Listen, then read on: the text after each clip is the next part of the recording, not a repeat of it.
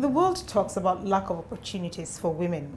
They talk about maternal mortality, but not a lot is said about child marriage. Yes. How come people miss that nexus between maternal mortality and child marriage, as an example? I don't think they miss the nexus. I think that we're just behaving like ostriches. You see, the problem we have with child marriage is that a lot of people have embroiled it into religion and culture. So they create the impression that child marriage is acceptable, which is not true. It's been proven time and time again that even within the main religions, there's none that accepts the notion of child marriage. But because it's so embroiled in the culture, we're finding it difficult to separate. And then I was going to even relate it to the issue of the insurgency.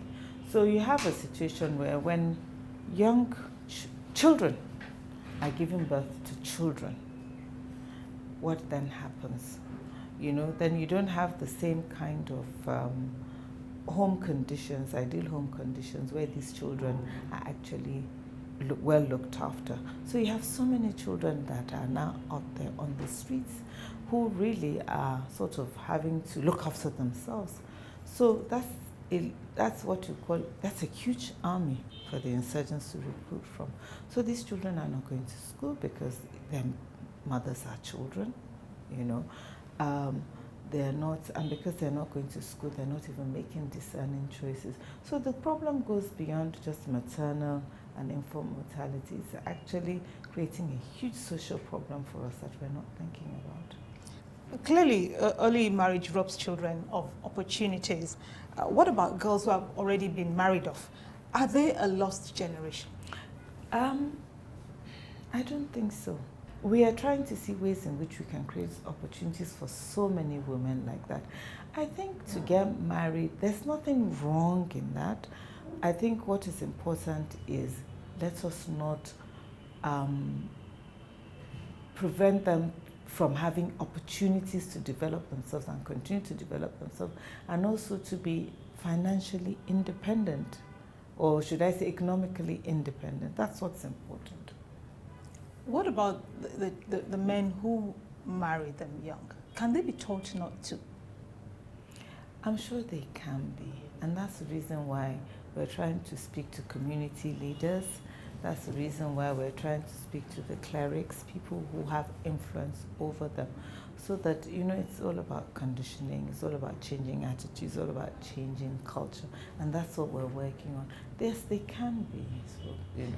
You were one of the conveners of the Bring Back Our Girls campaign. Yes. It's been almost 600 days since the unfortunate abduction of the Chibok girls. Have you lost hope? No. For several reasons. As far as we know, the girls are still alive.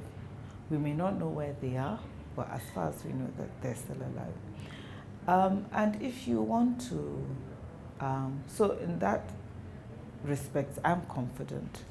But more importantly, this government, current government, is actually doing a lot to fight the insurgents. And the more we can push away the insurgency, and also in the process, obviously, there's a lot of intelligence going on, the more likely that it is that we'll find the girls. But the third reason why I'm optimistic is that this is not the first time this kind of thing has happened in Africa before. In the 80s, there was the Lord's Resistance Army. They did a similar thing in Uganda. And the last girl returned after 14 years. So I need for us to continue to maintain hope. I'm very confident that we will find those girls. I can't tell you when, and that's why we keep saying that it's a marathon, it's not going to be a sprint, you know. It will take a while, but we will find them. I'm that confident. You have stayed in touch with the parents of the Chibok girls. How does it feel when you meet parents who desperately look up to you for answers to their problems, but knowing that all you really can offer them is a kind word and an opportunity, maybe an opportunity to make their voices heard? How do I feel? It's heartbreaking. It's really heartbreaking.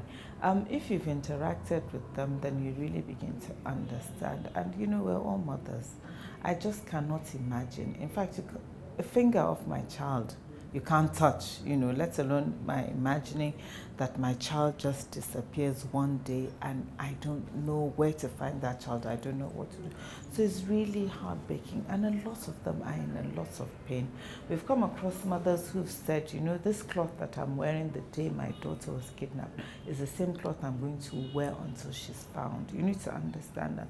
There's some that refuse to speak to anybody completely.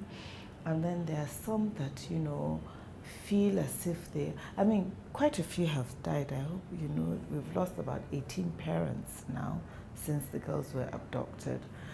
So they're suffering from different things, high blood pressure, depression, obviously. And then there's one of the ones that I remember that was very sad, and all of them are sad, was the one who the day President Goodluck Jonathan handed over to President Buhari, she died. And she actually said that Goodluck Jonathan had promised her that he would find her children. Her daughter. And that since he was now handing over, and I suppose that was, her own understanding that she didn't have anything to live for. It's heartbreaking. So it's more than a kind word. I think these people need someone to hold their hand, someone to sit to. And that was the reason why, they had a meeting with Mrs. Michelle when she came. Mrs. Michelle and I go back a long time, maybe 10 years. And when she was coming to Nigeria, she wanted to come and see and talk to us about some of our women initiatives. She said to me, is there anything special you'd like me to do? And I said, can you meet with the Chibok mothers? I think one more person who saying sorry, even if it's not going to change anything, will at least make them feel better.